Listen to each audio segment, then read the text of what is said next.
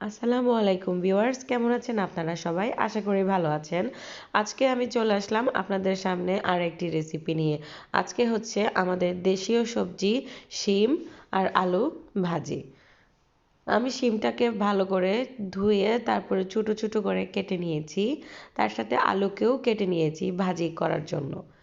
আর এখন আমি কড়াইতে তেল দিয়ে দিচ্ছি। তেলটা আমি একটু বেশি নিয়েছি যেহেতু ভাজি করব সেই কারণে। আর একটু পাঁচফোড়ন দিয়ে দিচ্ছি, তার সাথে 2টা শুকনো মরিচ। ভাজিতে শুকনো মরিচটা আসলেই অনেক ভালো লাগে। তার সাথে দিয়ে দিচ্ছি অল্প করে রসুন।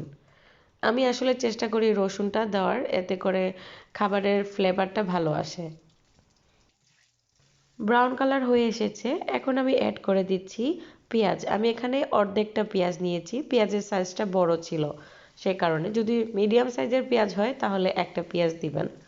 এখন আমি পেঁয়াজটাকে একটু তেলের সাথে কষিয়ে নিচ্ছি আর হালকা ব্রাউন কালার হওয়া পর্যন্ত ওয়েট করছি।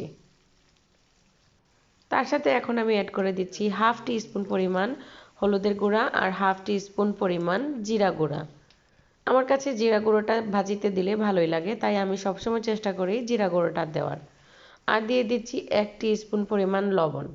লবণটা আপনারা আপনাদের পরিমাণ মতো দিবেন। একটু পরে আমি অ্যাড করে দিচ্ছি কেটে রাখা শিম আর আলু দিয়ে এখন আমি তেলের সাথে আর পেঁয়াজের সাথে মিক্স করে নিচ্ছি।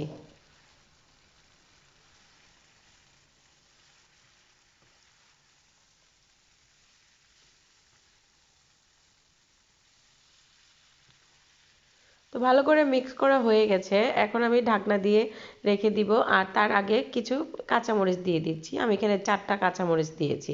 ঝালটা আপনার উপরে ডিপেন্ড করে, যত বেশি খেতে চান তত বেশি দিবেন। তো কিছু সময় পরে আমার ভাজিটা হয়ে গেছে, দেখুন কালারটা চেঞ্জ হয়ে এসেছে। আর আমি এখন দিয়ে দিচ্ছি কিছু ধনেপাতা। ধনেপাতাটা যদি আপনার কাছে ভালো লাগে আর হাতের কাছে থাকে অবশ্যই দিবেন, এতে খাবারের টেস্টটা ভালো হয়। তো দেখুন হয়ে গেল আমার শিম আলু ভাজি, খুব সহজে এবং খুব তাড়াতাড়ি। আজকের রান্নার রেসিপি ভালো লাগলে সাবস্ক্রাইব করে পাশে থাকবেন। সুস্থ থাকবেন। আল্লাহ হাফেজ।